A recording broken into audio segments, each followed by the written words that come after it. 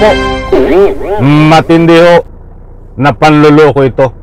Itong biglang natuklasan kay Senador alias Boydila Villanueva, sapagkat ito pala ay isang peke na senador, invalid at dinaya ang taong bayan.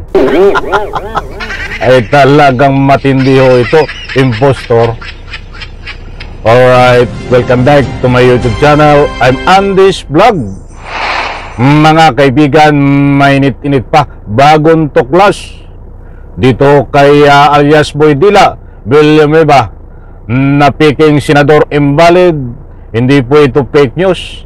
Mayroon po tayong batayan na mainit pang balita na nakuha tungkol dito sa ating nabanggit na senador. Paki-like lang ho ang video na ito kung nagustuhan nyo po. Pwede rin po kayo mag-share. Please subscribe my YouTube channel. Eto na, talagang ano na nang nangyayari sa Republika ng Pilipinas. Ilang taon pala tayong dinaya nito na siya daw ay senador ng taong bayan. Dati ho, ang pinupo ko lang dito ay senador ni Sara Duterte. Pangita naman sa kanyang galawan. Ba't ngayon ho, ito pala hindi senador at invalid, peking senador? Dahil dito, ang katibayan at ang resibo, ibabahagi ko po sa inyo para lubos nyo hong maunawaan. Aba, ay magugulat ho kayo. Mga kaibigan, ilang taon tayong pinapaikot nito, pinapasweldo ng taong bayan sa pamamagitan ng tax, na ipon na tax, pinapasweldo dito kay alias Boydila Villanueva, subalit invalid naman at peke na senador. Dinaya ang taong bayan. Tapos ganyan pa rin, mayroon pang kasama na pagnakawan ang taong bayan sa pamamagitan na nabanggit na kinasasangkutan ni Villanueva. Doble-doble ho na itong pasakit sa taong bayan.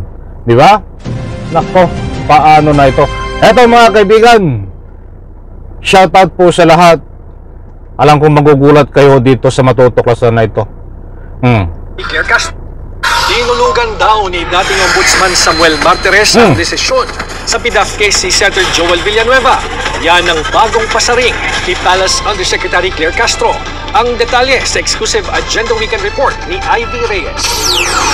Mga mahal kong taga-subaybay, huwag niyo hong kaligtaan. Panoorin, pakinggan ang ibabahagi ko po sa inyo.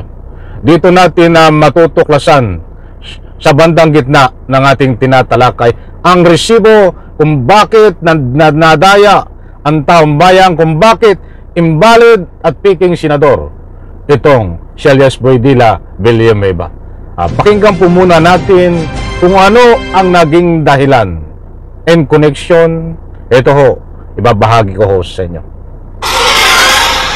Ibig sabihin ko, 2016 na file yung motion for consideration, 2016, 17, 18, 19, almost 3 years, natulog. Saka palang nagkaroon ng decision si Ombudsman Martires. Natulog. Kung kailan nagretiro si former Ombudsman Conchita Carpio Morales, tila saka nagising si dating Ombudsman Samuel Martires. Ito ang komento ni Undersecretary Claire Castro sa usapin ng tila secret decision umano ni Martires na i-reverse ang desisyon ni Carpio Morales sa parehong administrative at criminal case ni Senator Joel Villanueva. Bagaman may pruweba si Villanueva na wala siyang pending cases, dapat daw linawin kung alin sa dalawang kaso ang inurong ni Martires. Ayon kay Castro, nasa rules ng Ombudsman ay hindi pinipigilan ng isang motion for reconsideration ang pag-akyat ng isang criminal case sa Sandigan Bayan. Kaya ang napakaliwanag mga kaibigan, ang tinutukoy dito ay si Ombudsman Martires. I'm very sorry. Tama ba ako, Ombudsman Martires? O Ombudsman Martires? Ay pangita naman itong Ombudsman Martires eh. Martires na lihim, chismosong lihim. Ganyan ho ang dating ombudsman. Tinulugan. Mga kaibigan, ito ho ay may kaugnayan dito. Sa pinatalsik na nga, mayroong dismissal order itong si Villanueva, subalit ginawan ho ng paraan para baliktarin ni Ombudsman Martires. Yan ho ang nangyari. At ang mas matindi, dinaya ho ang taong bayan. Dapat ibigyan ng kaukulang parusa kahit nag-retired na sa ombudsman. Dahil ito ho ay dito nakasalalay ang kapakanan ng taong bayan nung ombudsman pa siya. Meron bang ganon? Lihim, nakakatulan mo at babalik ta rin ang desisyon sa unang desisyon na patalsikin, tanggalin, dismissal bilang senador itong si Villanueva. Ay lihim ho. Kaya't maliwanag ho dito nagkaroon na ika nga po pamanipulasyon.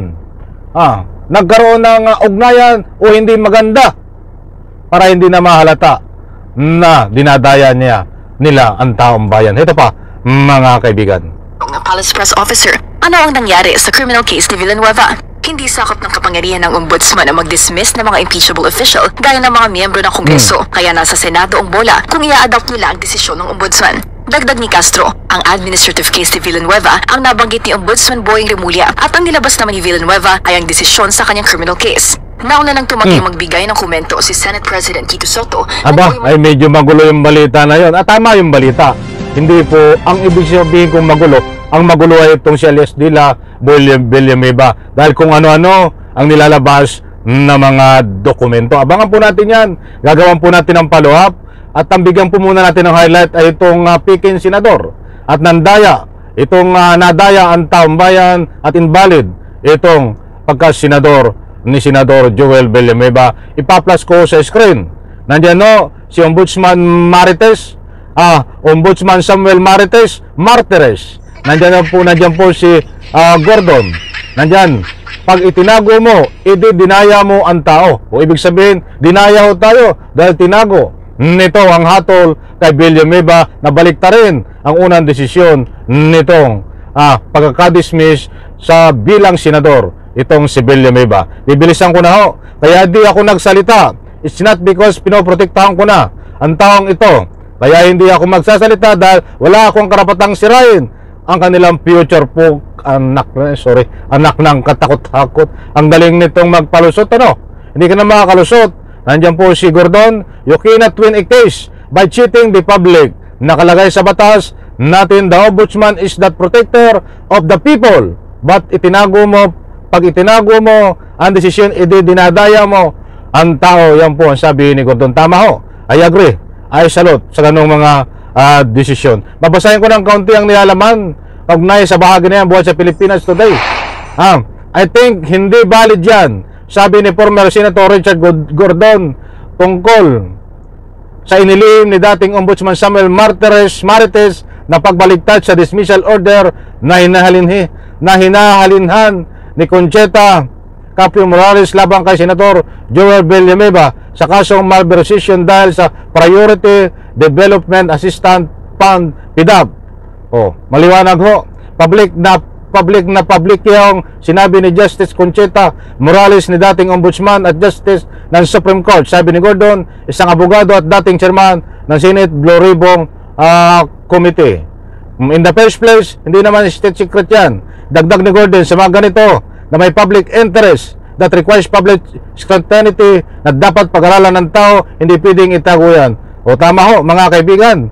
Bakit itinago ang hatol ho? Ay para hindi mahalata na dinadaya ang taong bayan, mga kaibigan. Kaya nga tinago di ba? Sarili nilang kukuro. Hindi nagbabase sa investigasyon ho ito. Dahil kung ito ho ay nagbabase, kung ito ho ay nagbabase sa ika nga po yung mga strong evidence laban kay Joel Villanueva na isang senador, ito po ay ipapublic. At kung ito ay walang hidden agenda, ito ho ay ipapublic ang hatol, hindi ho ililihim. Wala namang ganyan ho, dito lang nakakita sa Pilipinas na pwedeng ilihim ang hatol. Kung hindi pwedeng ilihim ang hatol, gumawa po ng aksyon ang ating mga kinahukulan na itong si Martires, Ombudsman Martires noon, dating Ombudsman Martires, panagutin nyo ho para ito ho ay hindi natularan. Dahil kung ito ho ay hindi mananagot dito sa lihim niya hatol na binaligtad, ang hatol ay dismiss si Joel, ito ho ay tatawa na lang tayo at walang mangyayari sa ating mga batas na pinatutupad kung hindi ho bibigyan ng ngipin, mga kaibigan. Sa like ko sa video na ito, mga mahal kong taga-subaybay, palakpakan.